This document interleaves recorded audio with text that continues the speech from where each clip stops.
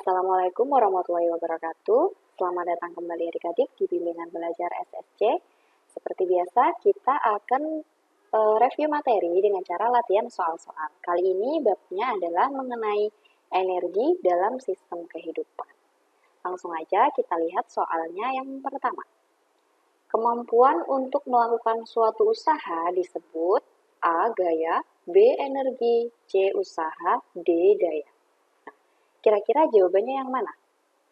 Nah, oke. Jadi, jawabannya adalah yang B, energi.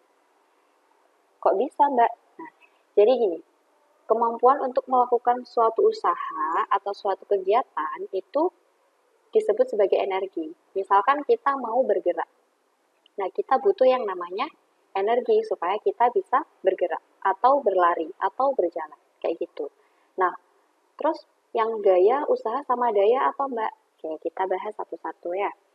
Jadi kalau gaya itu adalah interaksi yang menyebabkan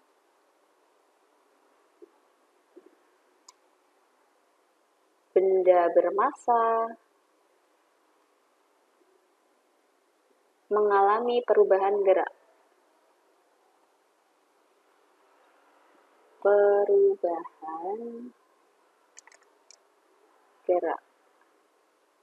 Jadi, contohnya adalah dorongan atau tarikan. Jadi, misalkan nih, kita ingin memindahkan meja dari posisi A ke B. Nah, kita kan pasti akan mendorong atau menarik meja tersebut dari A supaya bisa ke B. Nah, interaksi antara tangan dengan meja supaya meja tersebut bisa berpindah dari A ke B itu disebut sebagai gaya. Jadi kayak gitu. Nah, kemudian kalau usaha itu apa? Usaha itu adalah jumlah energi yang disalurkan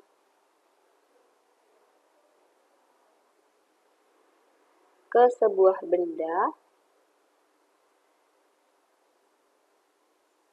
sehingga benda tersebut bergerak.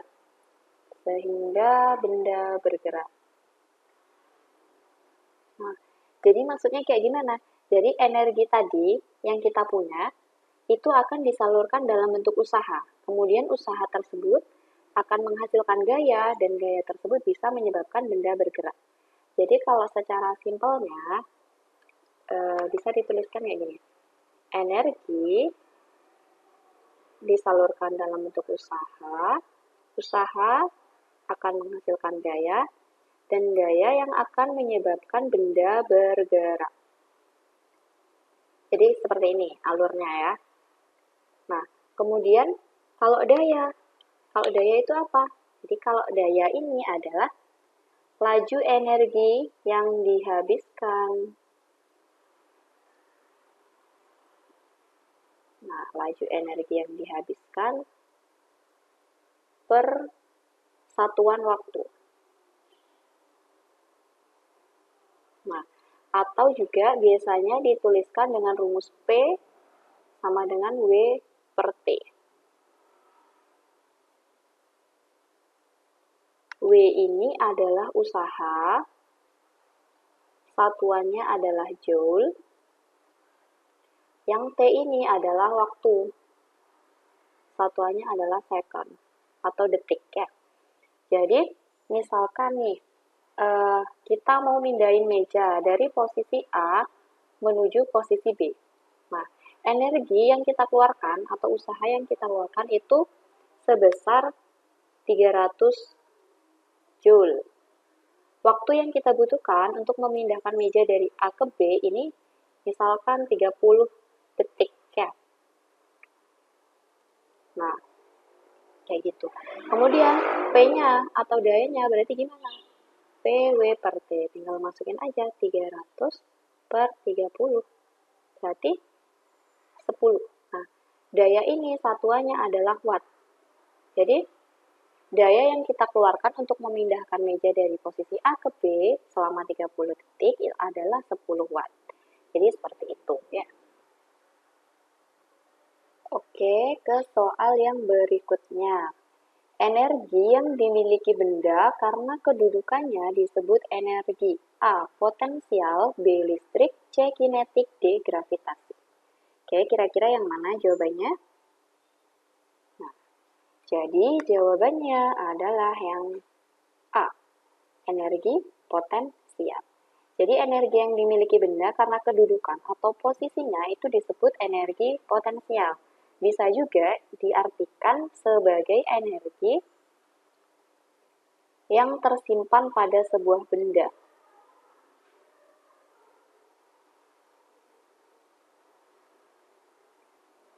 Nah, untuk energi potensial ini nanti dia dibagi menjadi 3. Nah, Mbak tuliskan di sini dah. Energi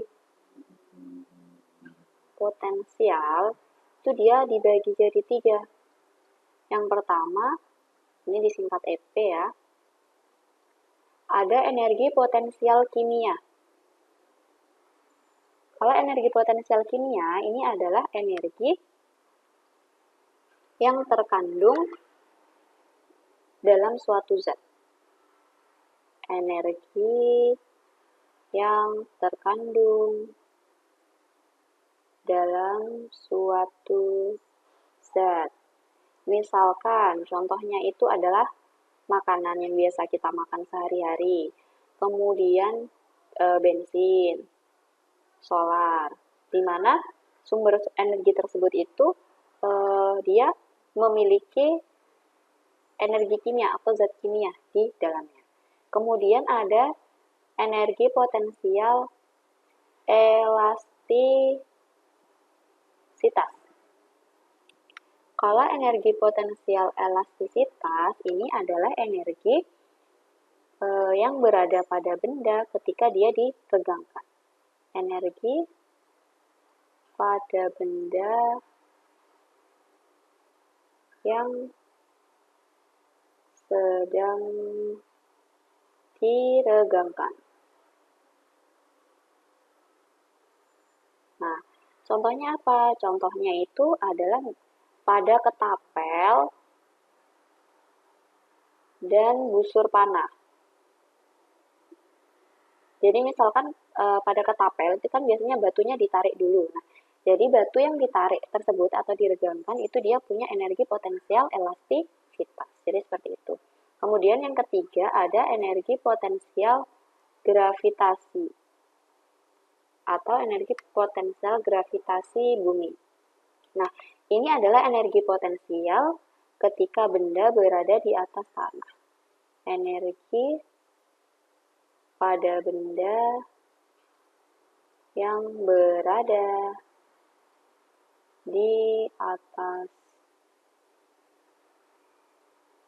permukaan tanah. Nah, jadi misalkan ada sebuah perosotan kayak gini. Nah, ketika dia ada di atas, maka nanti dia energi potensialnya akan lebih besar dibanding dia ketika ada di bagian bawah. Nah, jadi energi potensial ketika dia ada di bagian atas atau lebih tinggi dibandingkan permukaan tanah atau permukaan bumi itu lebih besar dibandingkan dia ada di bagian dasar. Jadi seperti itu. Nah, oke, lanjut. Kalau listrik. Nah, kalau yang listrik ini adalah energi yang dihasilkan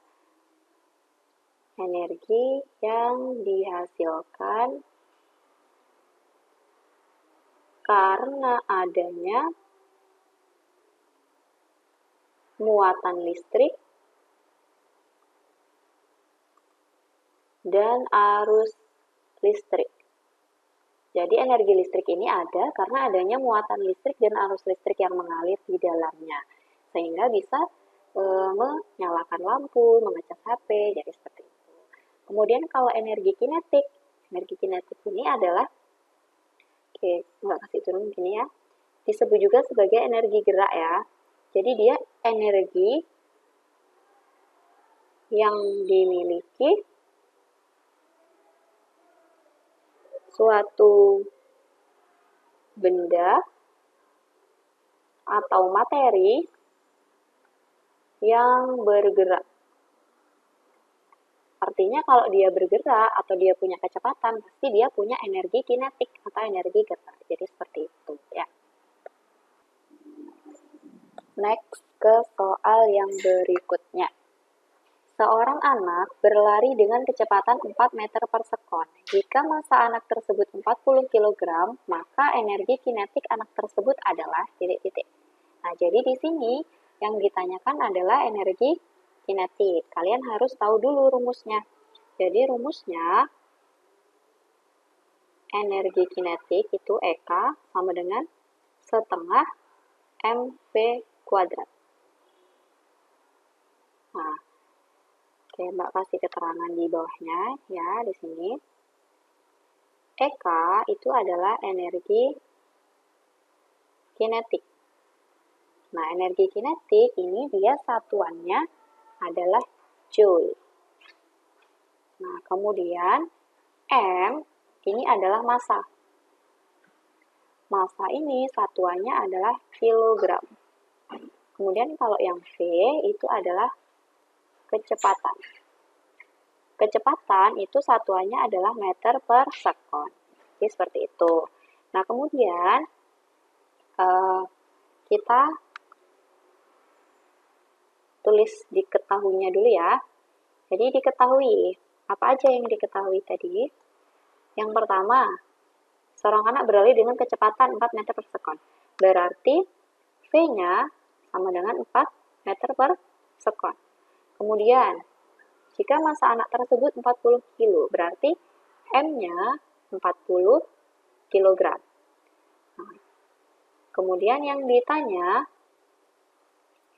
adalah EK, energi kinetiknya, berapa? Nah, berarti tinggal kita masukin aja. Jawab.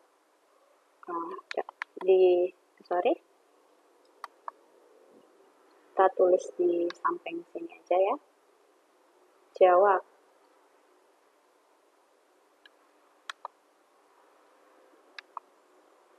EK sama dengan setengah mv kuadrat. Tinggal masukin aja. Setengah, M-nya 40, V-nya berarti 4 kuadrat. Ini dicoret, ini 2. 4 kali 4, 16. 16 kali 2, 32. Tambah 61, 320 joule. Berarti di sini jawabannya adalah yang A. Gitu ya. Soal yang berikutnya. Berikut ini adalah contoh sumber energi yang terbarukan kecuali A angin, B matahari, C nuklir, D air. Kira-kira apa jawabannya? Oke, tahan dulu, kita review sedikit mengenai sumber energi. Jadi sumber energi itu apa? Sumber energi itu adalah segala sesuatu yang menghasilkan energi. Jadi, segala sesuatu yang menghasilkan energi disebut sebagai sumber energi. Nah, sumber energi ini dia dibagi menjadi dua. Ada sumber energi terbarukan.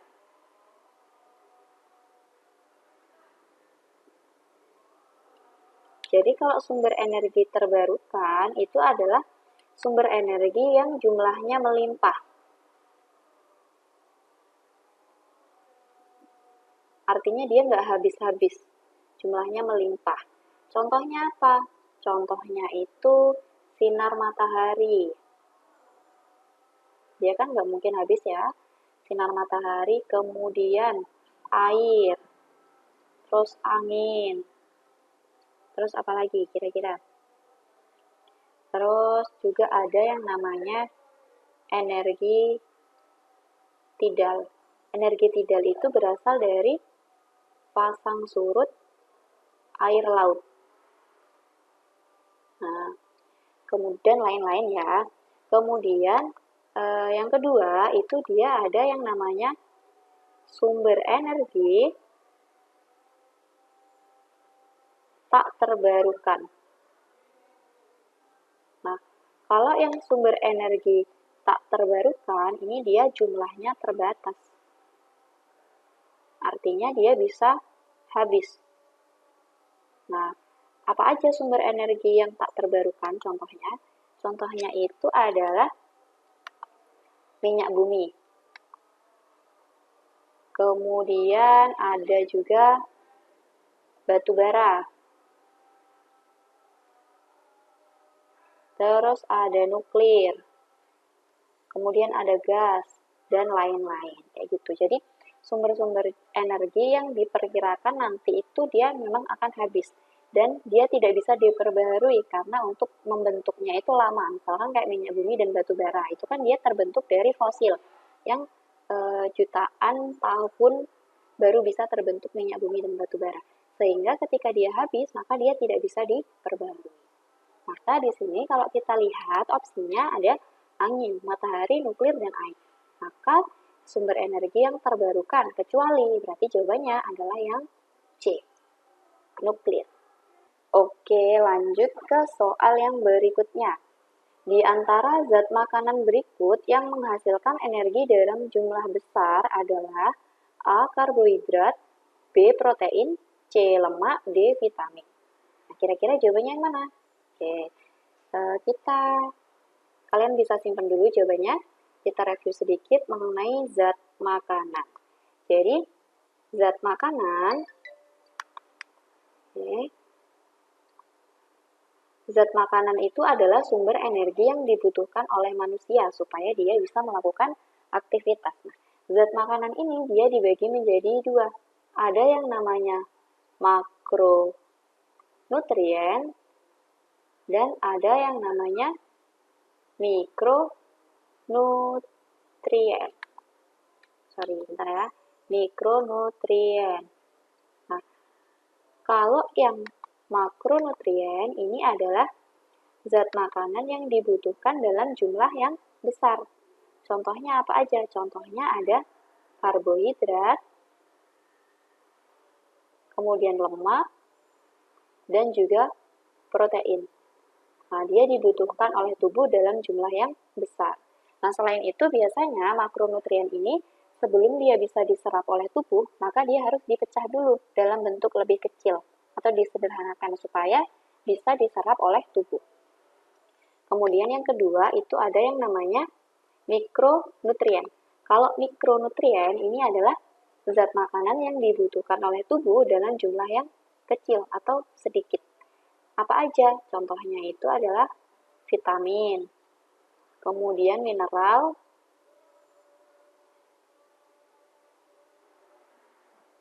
dan juga, vitamin dan mineral, Jadi vitamin dan mineral. Nah, kalau yang mikronutrien ini dia ukurannya itu kecil sehingga bisa langsung diserap oleh tubuh. Nah, kalau kita bicara energi, ini yang menghasilkan energi itu adalah yang makronutrien. Biasanya nanti satuannya adalah kalori. Nah, di sini berarti karbohidrat, protein, sama lemak. Di antara ketiga ini mana yang menghasilkan energi paling besar?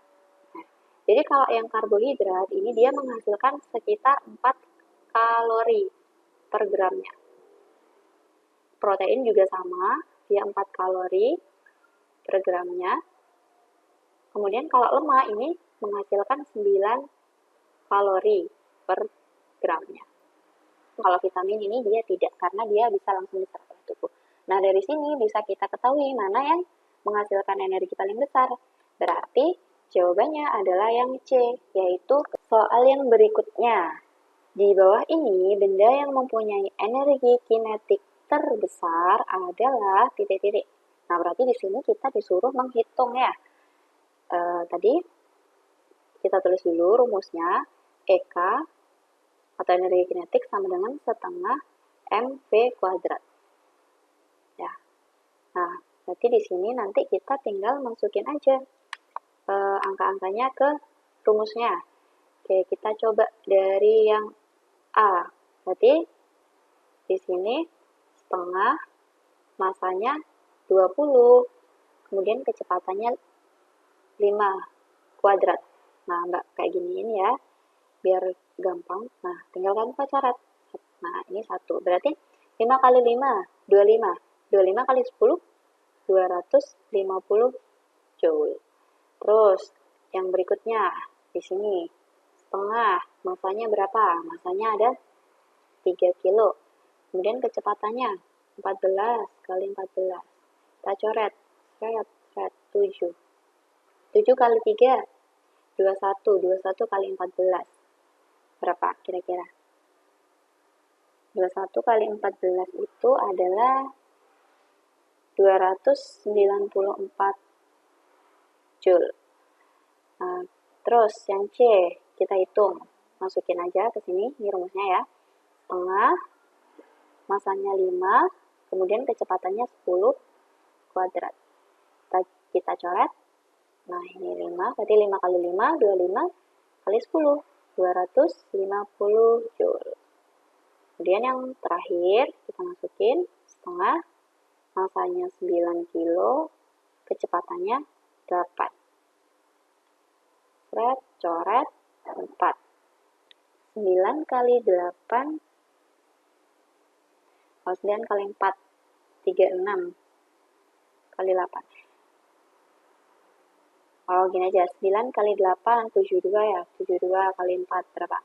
8, 7 kali 4, 28. Oke, 288 Joule. Berarti, mana berarti jawabannya? A, B, C, D. Nah, di sini udah kelihatan yang energi kinetiknya paling besar adalah yang B. Lanjut ke soal yang berikutnya. Metabolisme merupakan proses, titik-titik. Nah, di sini ada 4 opsi ya. Jadi, Mbak review sedikit ya mengenai metabolisme. Jadi, metabolisme itu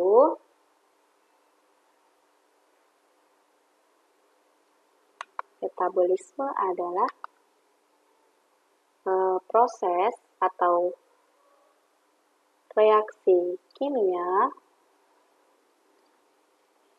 yang terjadi pada tubuh makhluk hidup. Nah, biasanya terjadi di bagian sel, di bagian sitoplasmanya. Nah, metabolisme ini dia dibagi menjadi 2. Yang pertama itu ada yang namanya katabolisme. Katabolisme ini adalah dia pemecahan senyawa kompleks menjadi senyawa sederhana. Nah, jadi dia pemecahan senyawa kompleks menjadi senyawa sederhana. Biasanya dia disebut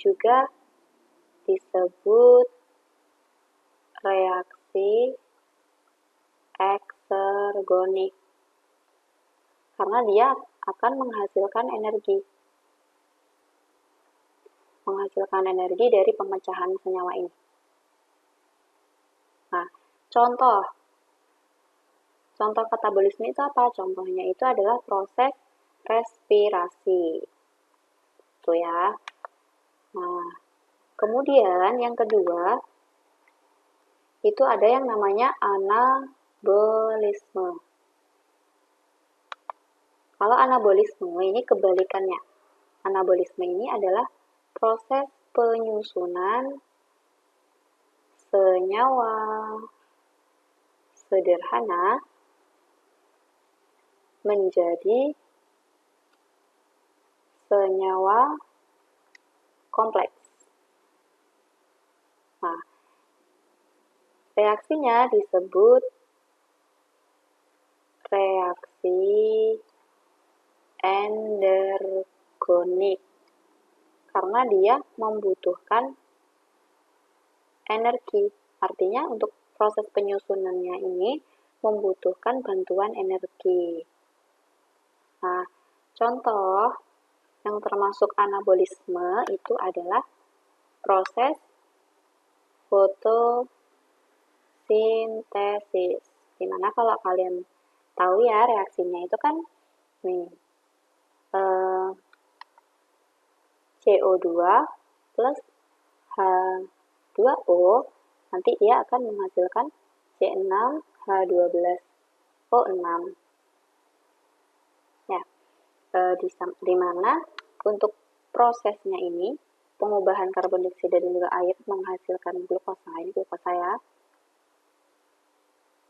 atau karbohidrat, ini menggunakan atau membutuhkan bantuan cahaya dan juga zat hijau daun atau klorofil. Jadi seperti itu. Nah, berarti di sini jawaban yang paling benar yang mana? Coba kita lihat satu-satu. Yang A, pembongkaran yang terjadi dalam tubuh makhluk hidup. Ini katabolisme ya, bukan berarti. Penguraian, bukan juga. Penyusunan, ini anabolisme, bukan. Nah, perubahan reaksi kimia yang terjadi dalam tubuh makhluk hidup. Berarti jawabannya di sini adalah yang D. Soal yang berikutnya. Pernyataan yang benar tentang hukum kekekalan energi adalah. Nah, jadi kalau kalian bicara atau belajar tentang energi, itu pasti ada yang namanya hukum kekekalan energi. Nah, bunyinya gimana? Jadi bunyinya hukum kekekalan energi itu, Nah, jadi Mbak tuliskan di sini, energi tidak dapat diciptakan atau dimusnahkan, tetapi energi dapat berubah bentuk dari satu energi menjadi energi lain. Jadi ini adalah bunyi hukum kekekalan energi. Jadi misalkan gini, kita butuh energi dari makanan. Makanan kan menghasilkan energi. Nah, energi dalam makanan itu kan adalah energi kimia. Nah, kemudian kita melakukan aktivitas, maka energi tadi ini dari energi kimia akan diubah menjadi energi gerak atau kinetik. Nah, jumlah energinya sama. Jadi jumlah energinya itu sama. Hanya aja dia berubah bentuk dari energi kimia menjadi energi gerak. Jadi seperti itu. Jadi dia tidak dapat diciptakan atau dimusnahkan, tapi dia dapat berubah bentuk. Sekarang kita lihat pilihan opsinya. Energi tidak dapat diciptakan, tetapi dapat dimusnahkan. Salah. Energi dapat diciptakan, tetapi tidak dapat dimusnahkan. Kurang tepat. Energi tidak dapat diciptakan dan tidak dapat dimusnahkan. Oke, benar.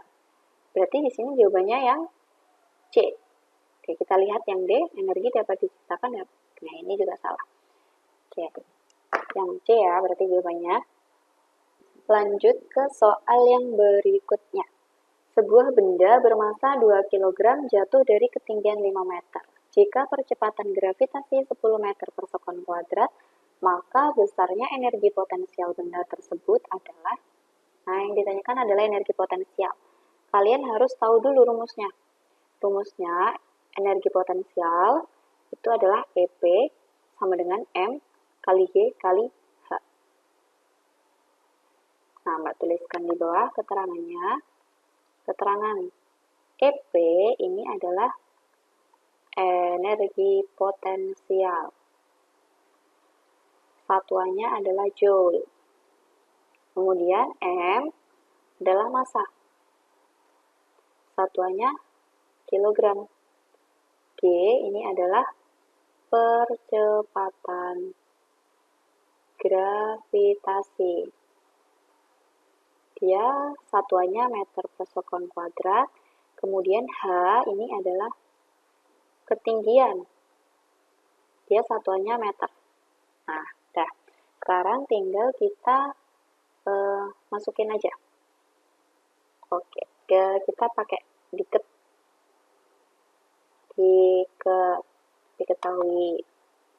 diketahui benda bermassa 2 kilo, berarti M sama dengan 2 kg.